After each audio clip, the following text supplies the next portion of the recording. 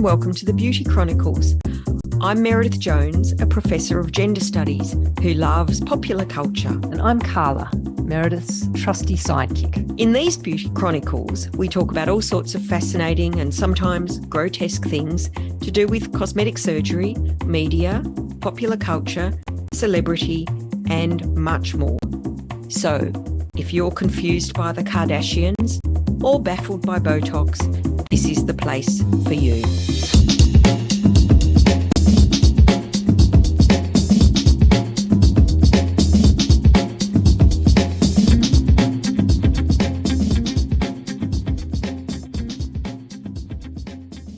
Last week we spoke about the Brazilian butt lift, and this week it's all about what I call a visual trope, and that is the before-after. Nice. So cosmetic surgery appears in and through media, in many, many different ways, and lots of these are kind of patterns, so they're repeated ways. The actual content might change, but the pattern remains the same. And they're known as visual tropes. So a trope is a kind of pattern. Some of the more important visual tropes around cosmetic surgery are, for example, that related to gender. So for example, the models, the people kind of used to sell cosmetic surgery are almost always women. They're almost always young women, and they may or may not have had surgery. They are often just models. And a typical trope around that is that we'll see this beautiful young face kind of marked up with blue dots or blue lines or arrows showing either what's going to happen to that face or what, supposedly should happen to it. And everyone will be able to picture, that kind of image that's really very common. And then we also have the experts of cosmetic surgery, who are usually surgeons, usually men, usually older than the young women models. And these men have usually either not had any visible, identifiable cosmetic surgery themselves. Some of them have, of course. And they appear older, wiser. They're often in their offices surrounded by, expensive books or pieces of art or whatever it might be, whereas the models are often in these sort of, like surrounded by lily pads or something like that. So these are two big tropes. Another really important trope is that around celebrities. So very often with celebrities in cosmetic surgery, the tropes are designed to kind of catch them out, right? To show through paparazzi or studio photos, or even through text in like endless Reddit threads or endless kind of commentary on social media, what they've had, to kind of expose them in a way. So that's another set of visual tropes around cosmetic surgery, but they can all be discussed at some other time. But so what we're going to discuss today is the trope of before-after. So before-after doesn't have to be just around cosmetic surgery or even connected with human beauty, right? It can be used to show any sort of transformation. We see it often in home renovation pictures, right? A before-after picture. We see it often in pictures pairs of pictures that show the passage of time. So cityscapes, for example, sometimes many years apart, without kind of showing necessarily an in-between. The crucial thing about before and after tropes is that there isn't a between, right? So it's almost like the most important thing about before and after is actually not there, right? The most important thing in many ways is the invisible period between, because of course, without that invisible period, you can't have the after. So before after is not about the actual change happening. It's about a set point in time followed immediately by another set point in time. And usually this is past and future. And the past is always worse and the future is always better. Always, unless it's kind of a joke. There are kind of joke before afters of, for example, Arnold Schwarzenegger, that, now he's, supposedly a decrepit, old, undesirable body. But before he had this, famous Mr. Universe body. Steroid infused. Allegedly. So it's not the journey that's important here. The journey is not the destination here. Exactly. And this destination is the destination. That's right. But the destination has no meaning without the previous picture. So we want to see the change, but not the process of change. So in cosmetic surgery, before after is usually used to show quite dramatic difference. And it's kind of a failure. If people can't see the difference, then it hasn't done its job, right? So the best, because of course it's usually used for marketing, either explicit or implicit marketing. And perhaps the most dramatic before after pictures in cosmetic surgery are of breasts. So small to large or large to small, whatever it might be. And they're the ones that, and of course people like to look at breasts anyway. So, add in the before after and cosmetic surgery, and it's just very, very titillating and interesting.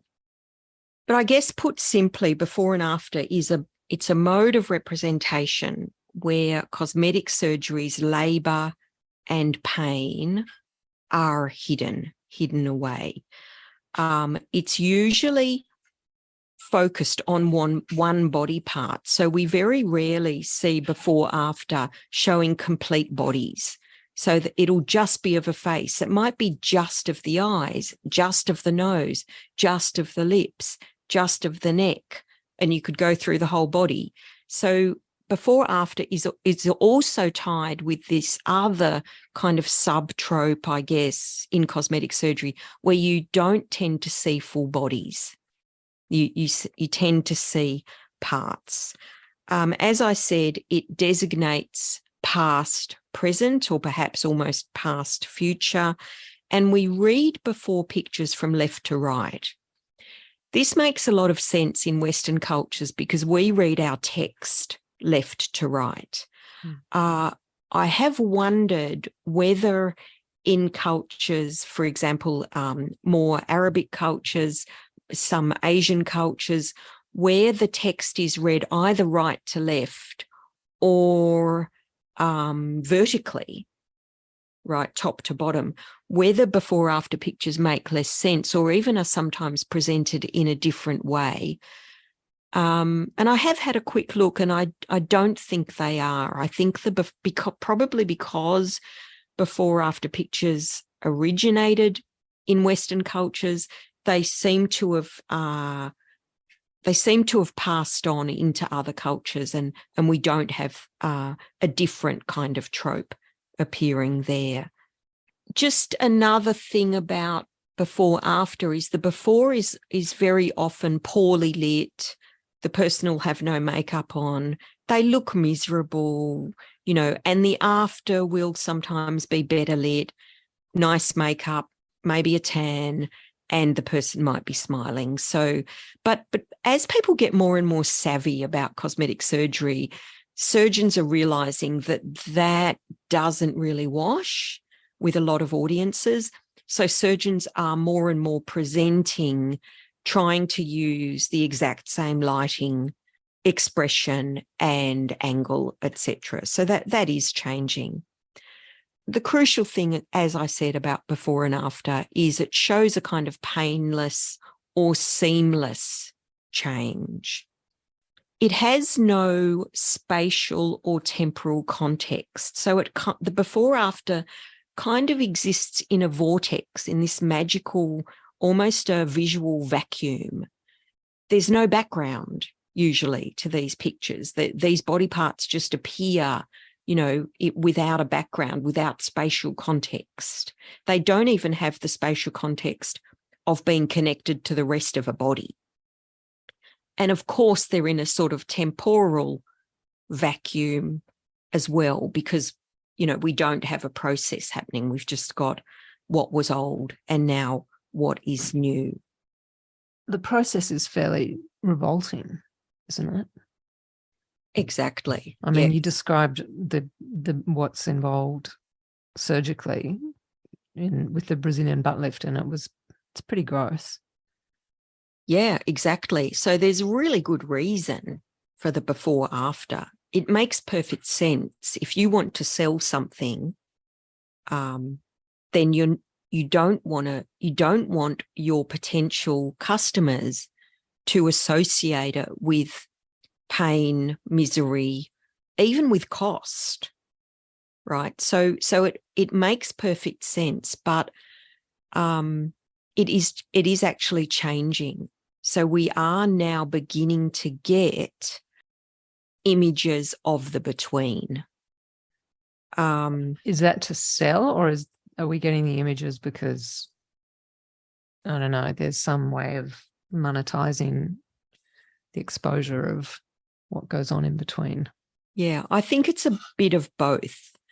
So a lot of between images used to be done by, for example, people like me, by, for example, an incredible feminist philosopher called Kathryn Pauly Morgan, who wrote one of the earliest and still, I think, one of the best articles about cosmetic surgery. It's called Women and the Knife. It was published in Hypatia in 1990. And it's feminist philosophy, but it's really readable, and I would recommend it to anybody. She has pictures of surgical instruments in that article, and she encourages readers to imagine those knives cutting into flesh. She's also, we could probably devote a whole episode actually to that article, because it's pretty amazing. She predicted some things to do with cosmetic surgery that came true. Unfortunately, they came true in really grim ways, not in the utopic ways that she imagined. So Kathryn Pauly Morgan, fantastic feminist philosopher. So yeah, we've got this change now happening. It began to happen through the 2000s with television, with shows like Extreme Makeover, which was one of the first. It ran from 2002 to 2007, and it showed head-to-toe transformations of, real people. It was a reality TV show, and it featured actual operations, or at least parts of them. It didn't shy away from gruesome aspects. It also featured recovery time, dwelled quite a lot on pain and on recovery. And then it was closely followed, or kind of paralleled, shows like The Swan, which was really extraordinary, because The Swan was an extreme makeover show, but also included the psychology of the participants. So that was really extraordinary, kind of lining up the beauty within with the beauty without. And that, we could do another whole podcast on that notion. We also had shows like I Want a Famous Face, Botched, which I think is still going, and many, many others that, that these have all been followed. But these were the first ones that ran through the 2000s. The sort of the reality TV shows. Yeah, they were. So there was also Nip Tuck, which was a drama. Exactly. Yes. Nip Tuck. What was the famous saying of Nip Tuck? It was something like, why spend 20 years on the psychiatrist's couch when you could spend 2 hours on the cosmetic surgeon's, is it a bench? A table, yeah. So these shows through the 2000s brought... Were they gory? Like, did they really show everything? They did. Of course they were edited. To the extent that they were able to. Exactly. And I think once I did a little timing, and I think the actual operations comprised something like less than 4% of the whole show. Mm. But they were gory enough, and they were in primetime TV. They had huge audiences. And really what they did was they, in many ways, demystified cosmetic surgery for a whole series of audiences. And while they probably put a lot of people off, in the long run, I think they led to more and more TV shows like this, now to a whole social media world that shows the gruesome aspects of cosmetic surgery and has really normalized it, normalized the between as being something kind of ordinary, at least something that we're not unused to seeing. Yeah. Has it, but I wonder if that's sort of also a consequence of like lots of other TV shows that normalize things that were otherwise hidden. There's a British show set in a hospital in Southampton in a maternity ward called One Born Every Minute, which showed aspects of giving birth, of that process. Like it followed sort of various people about to have babies, and it would show parts of the labor process, which were kind of, to me, made me think that if you saw that, you'd never want to have a child. So I think there's been a lot, I think the kind of increase of reality TV created lots of programs that demystified things that were otherwise, that had otherwise been hidden, culturally otherwise hidden. had been culturally intentionally hidden. Mm. I guess with cosmetic surgery stuff, I wonder if showing that there's some kind of erotics in seeing the process, like there's some kind of slightly pornographic pleasure in consuming the grotesque. I think you're exactly right, Carla. On two fronts, that, yes, these, let's call them shows, even whether they're social media or television.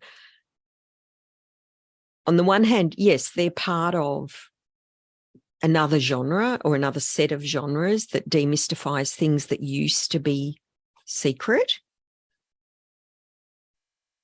But I think what you've said about it being kind of pornographic is absolutely true. Maybe there is a genre called, maybe there should be a genre called cosmetic surgery porn, because porn, of course, is all about, well, titillation, obviously, but seeing what we're not meant to see. Yeah.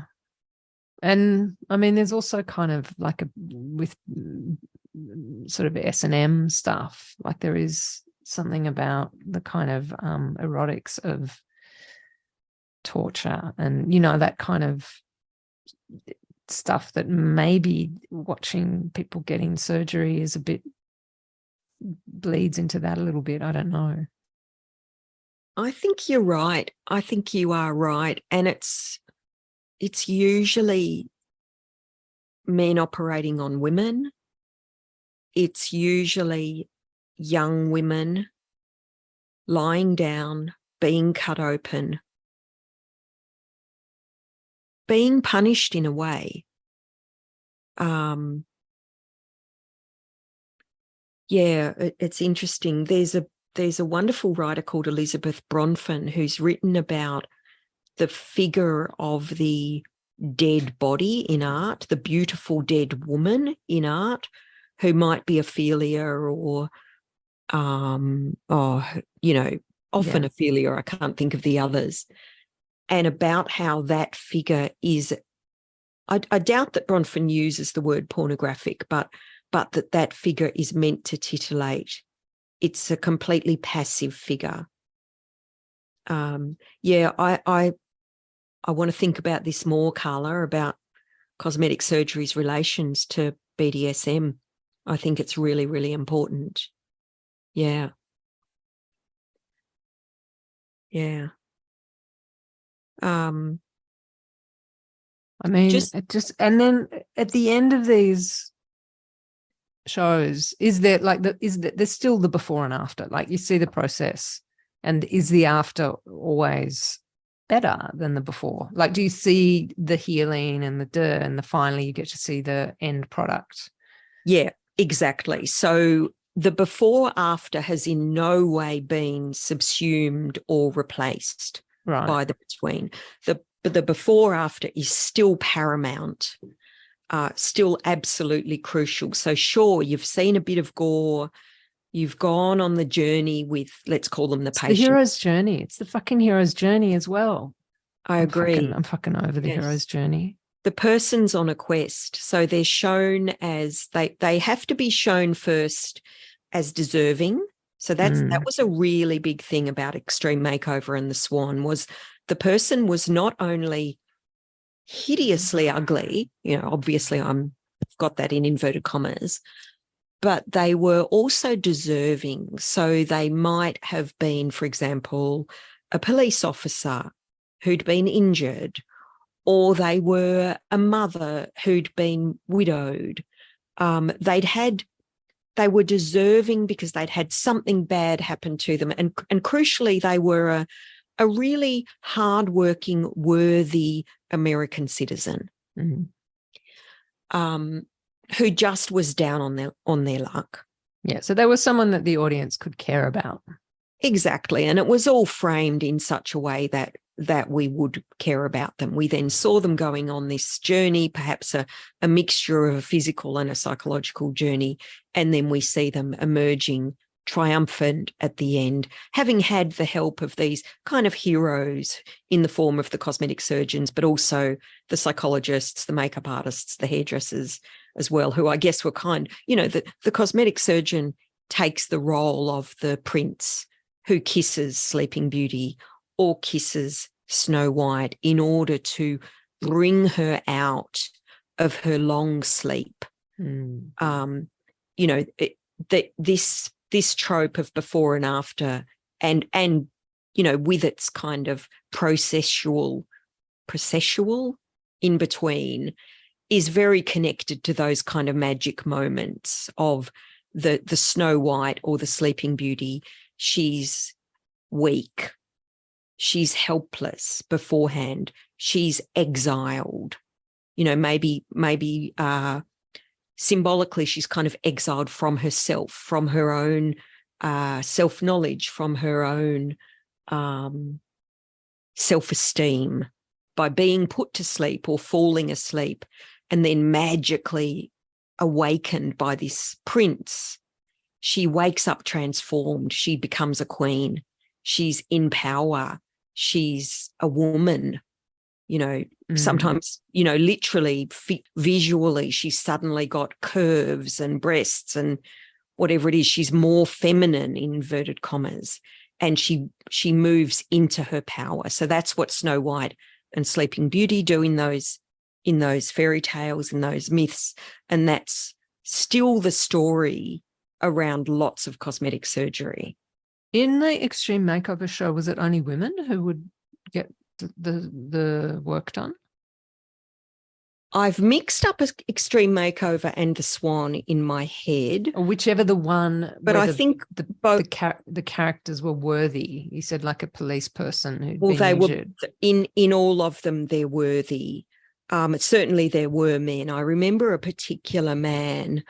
I can't remember if it was Extreme Makeover or The Swan. And the reason I remember him is that in these shows, there's a reveal to family at the end. And actually, I'll come back to a tragic story around Extreme Makeover about that family involvement. But in these stories, there's an end reveal where the person's new self is shown to themselves in the mirror, but also to their family or to their loved ones. And I remember this man in particular because they all have quite dramatic transformations. He'd had dramatic transformations of his face and his body, but he had a young daughter and she was young, like less than 10.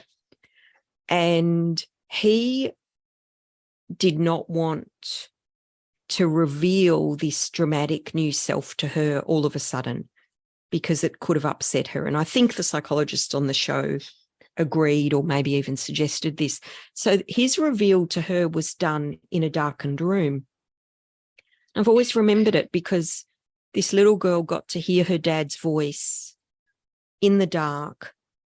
The idea was that she would know it was him, that he hadn't changed, that he was still, her same dad, and that she wouldn't have that terrible shock of seeing him differently. And I think one of the reasons I've really remembered that is because that little girl probably thought he was beautiful before he went on the show, right?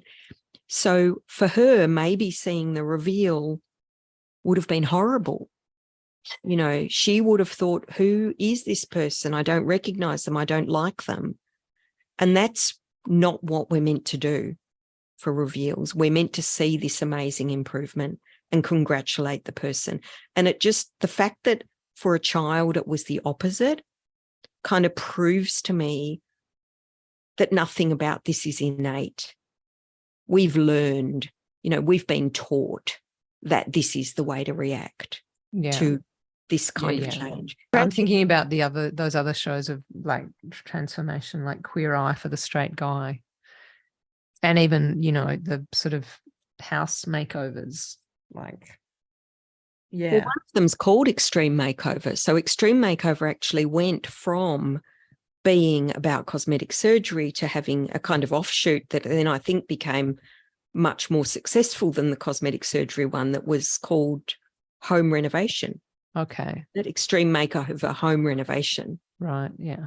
Yeah. They're all Snow White stories. They are all Snow White stories, yes.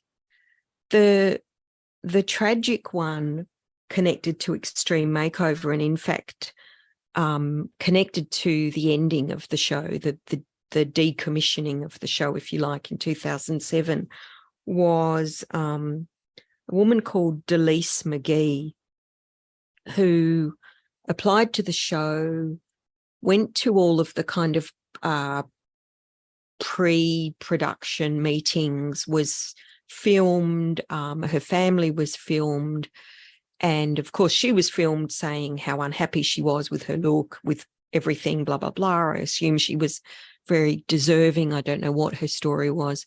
Her family were filmed, and at first said they didn't think there was anything wrong with her, that they loved her just the way she was, but the producers encouraged members of her family, as is part of their job, they encouraged them to say, oh, but aren't there these things wrong with her? And wouldn't she look better if, and wouldn't she feel better about herself if? And the family joined in. They did what was basically being asked of them. Delise McGee overheard all of this. I don't know if she was meant to overhear it. And so she knew what they'd all said about her.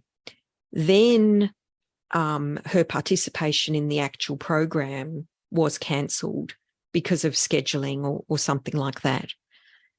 And so basically they all just had to go home and live with... She didn't get the surgery. She didn't get anything. She was not on the show. And her sister, I believe it was, her sister Kelly, actually died of an overdose not long afterwards, and it was very much connected to the guilt that Kelly had felt about what she'd said about her sister. That did lead to that program being cancelled. So, yeah, maybe there were still some ethics back in 2007 around this stuff.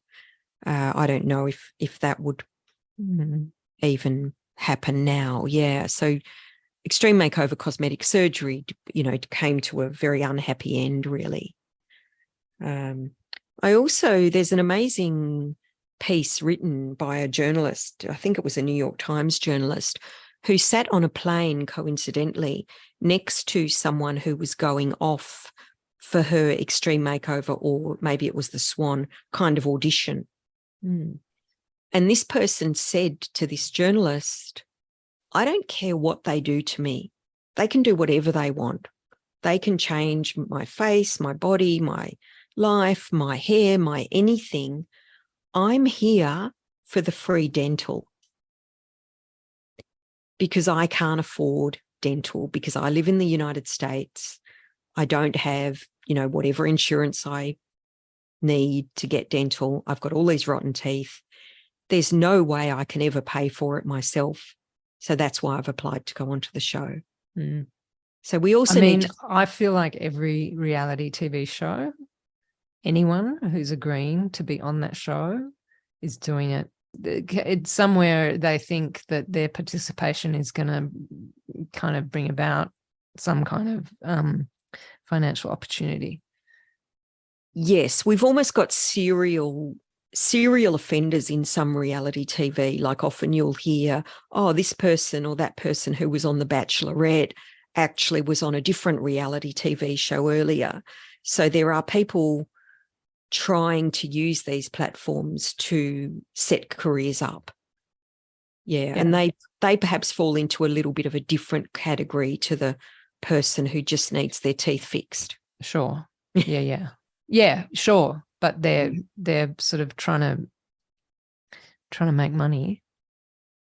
Absolutely.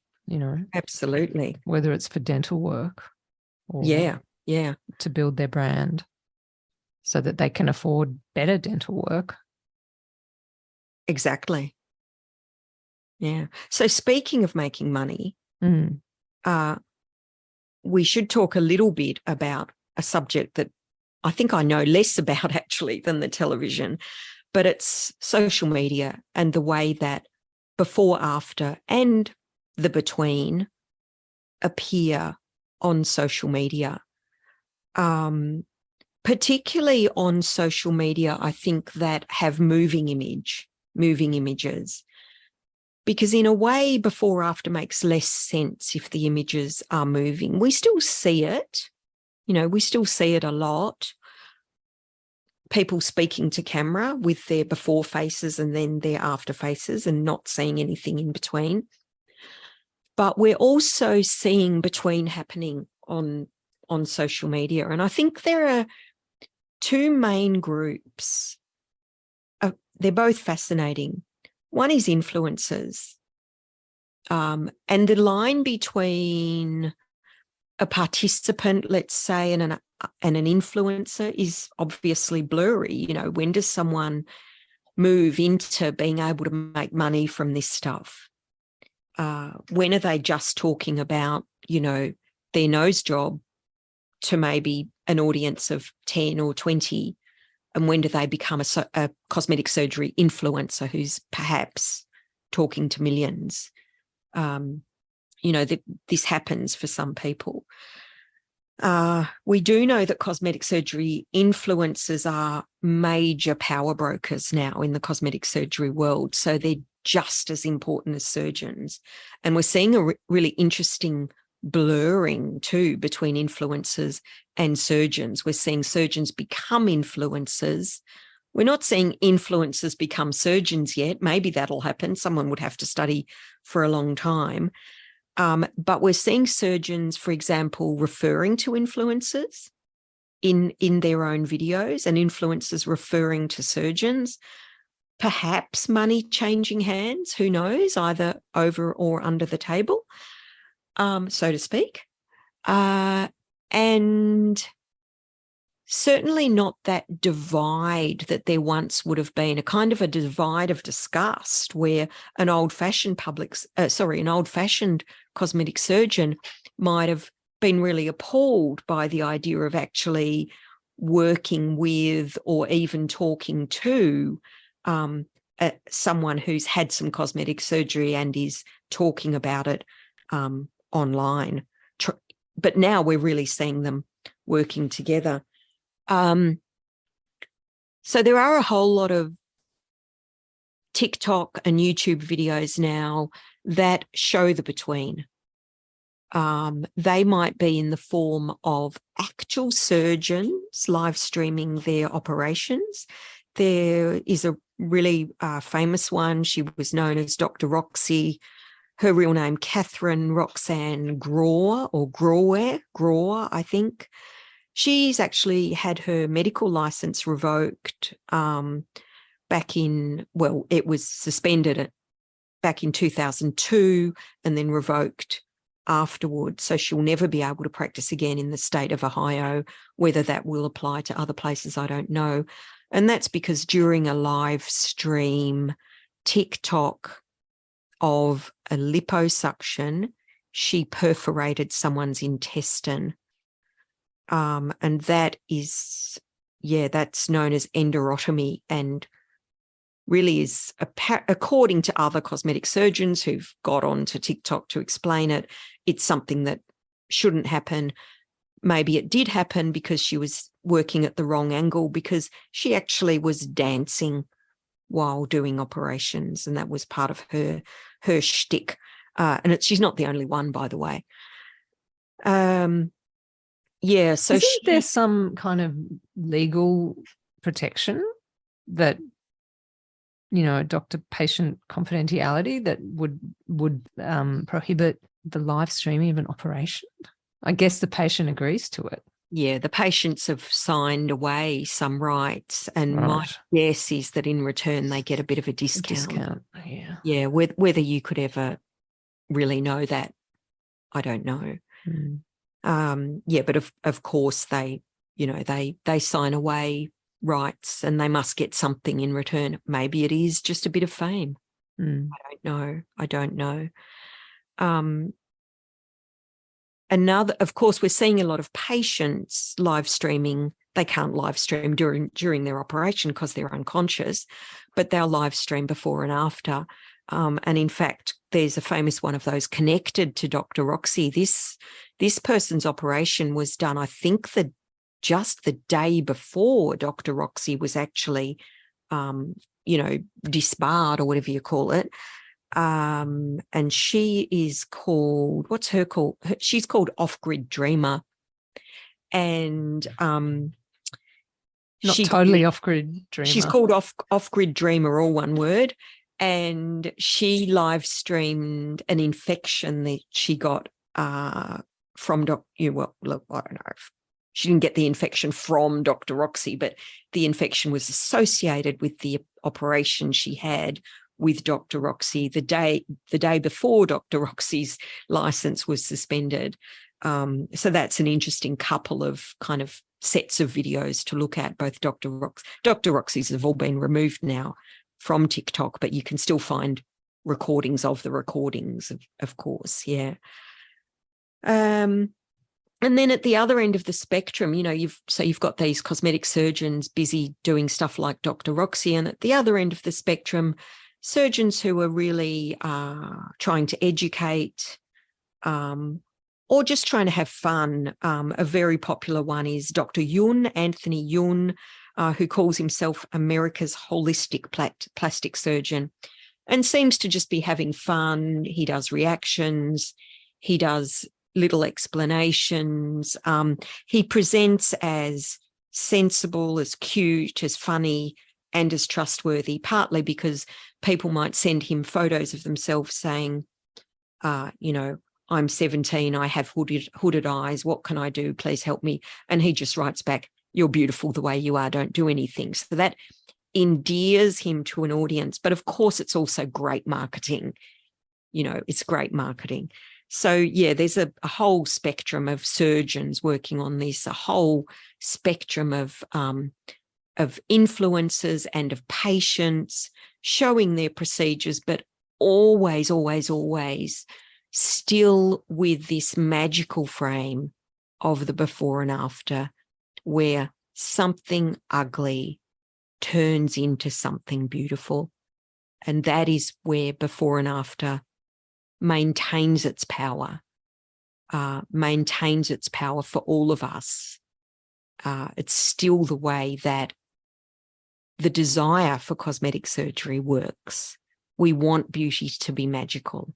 We don't want to work for it, even though if we show that we've worked for it, there are benefits. So influencers who show that they've worked for it, either by saying They've always wanted it. They were bullied at school for whatever body part it is. They've saved up for it. And then they show that they've gone through pain for it. They've got bandages, they've got bruises, they've got sutures. They might have an infection. Then the end result, that's always beautiful, right? Nobody ever says, I don't like it. The end result can be understood by the audience to have been deserved. So the person is less likely then to be attacked as you're vain, you're narcissistic, you wasted money, whatever. It doesn't remove, but it diminishes that sort of attack around cosmetic surgery. So those attacks still, there's like that moral framework still exists? Absolutely. Yes. If you read comments after anything, on YouTube, on TikTok, on whatever it might be, you'll see a huge amount of haters. And of course, haters have a very specific kind of psychology that, I can't even begin to understand myself, but people have looked into it. And they'll say stuff like, the nicest thing they'll say is, you looked better before. But it can get a lot worse. And it's very often attacks on women. Well, it's very often women putting this sort of social media product out there. Yeah. Yeah. And so there's maybe women getting the surgery. Absolutely. Yeah. Women are still make up. I mean, it depends what kind of stats you look at. But women, still make up the vast majority of cosmetic surgery cases. Those stats do change dramatically if you count hair transplants as cosmetic surgery. Yeah, I've said this before. Yeah, if we counted hair transplants, there'd be a lot more men. Are there people that are there any like doctors you'd want to talk to? Like people who produce this social media content that you'd be interested in having a conversation with? Oh, yes, I'd love to have a chat with some of them. Maybe I'll seek some out for my new edition of the book. Find one who's in London. There'll be plenty, and go and talk to them. Talk to him. It'll probably be a him. Yeah, good idea. Yeah. One thing I have noticed about cosmetic surgeons and written about in the past is they are kind of weirdos in the medical world. Allegedly. Allegedly, they are weirdos, yes, because they think of themselves as artists. So many of them, are actual painters, sculptors, musicians, and they'll often feature their own art in their offices or in their marketing. There was one years ago who always had a cello with him, and oh my God. Anyway, they fancy themselves as artists rather than as surgical technicians. So I think that kind of feeds into an egoism in cosmetic surgery that perhaps exists less in other surgical specialties.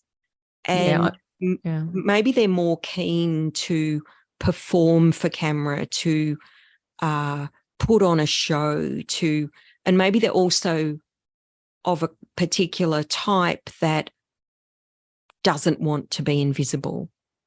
They want to be famous. Surgeons are notoriously egotistical. I know from friends who work in medicine that the ego required to be a surgeon is fairly, it needs to be fairly robust, and it tends to attract a particular sort of personality. I guess it's such a high pressure and invasive type of medicine. But I think it's interesting to think about the kind of surgeon that wants to do cosmetic surgery. Well, because it is about appearances, how things look, rather than how things work. Exactly, yes. And in fact, a lot of cosmetic surgery stops things from working the way they should. So it does kind of damage to capacity whilst enhancing visuality. So it almost, some cosmetic surgery does the opposite of what medicine is meant to do, which is first do no harm, right? But of course, that's all justified through the psychological. Yeah. Yeah. So I guess the first do no harm is the reason that there has to be this kind of moral justification for why the surgery needs to take place. Exactly. It needs to take place because you can't live with yourself with that nose or those ears or that lack of hair. Yeah. Yeah. Yeah. That is causing more harm than repairing it. It's right. Yeah. Oh okay. my Was God. there anything else that you wanted to mention? I don't think so. I'm sort of looking through my notes. Is there anything you think that we haven't discussed? We kind of got through it all. I think so. To be honest, I didn't read the whole document. Oh, well, the other thing, because you sent it so last minute. Yeah, I'm sorry about that. That's fine. Everything's last minute for me. That's fine. I'd be late for my own cosmetic surgery operation, I guess. And then I'd miss out on it. You'd miss out and have to live with the consequences, with the hideous wrinkles. The only other thing is that I wanted to say that I did the bulk of my interviews of cosmetic surgery recipients in the early 2000s, and then another whole bunch of them in about 10 years later. And certainly those people that I interviewed early on, for many of them, actually, I was the only person they'd ever spoken to about their cosmetic surgery, apart from their surgeon. There was even one woman who'd had breast implants and had never discussed them with her children and never discussed them with her new husband. She'd got that new husband post breast implants. I don't think that must still happen. That must still be part of it, that secrecy. But I think a lot of the stigma around having cosmetic surgery is gone. There are parts of having cosmetic surgery now that are connected with status.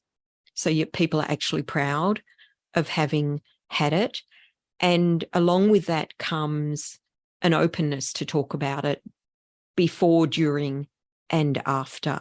So possibly all of those people I interviewed back in the early 2000s, if they were having it now, they'd be on TikTok. And it would be far less of a relief for them to be interviewed by me. So this was an interesting thing in the early 2000s. For some of these people, it was a big relief to have someone really interested and non-judgmental about why and how they'd had this thing done. So maybe... Will you be talking to people now? Yeah, I'm going to interview a few new people. Yeah. So almost with social media, there's no need to, like what I want to interview them about, why have you put this on social media? Yeah, because there's so much content there that you probably don't need to sort of interview as many participants. Yeah. In many ways, the secrecy is ended, but we're now getting the secrecy through specific new genres. Yeah. And there always has to be a happy ending. Well, on that note, shall we bring about a happy ending? Sure. Nice to talk to you. Yeah, good to talk to you.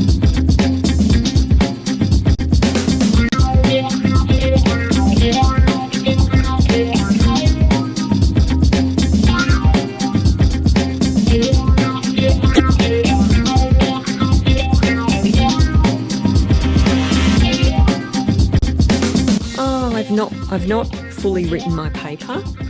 I'm trying to present a paper about the Kardashians and their American citizenship and how that ties in with their constructions of beauty, and also, weirdly, their Christianity. And don't ask me any more about it because I'm right in the middle and I can't even think properly about it. God, it sounds like a lot. It's full on. Yeah, okay, I won't, but I won't. I would like to know what their American citizenship has to do with it. But I guess maybe once you've written the paper, I can ask you. Yeah, we can do a thing about that. Okay.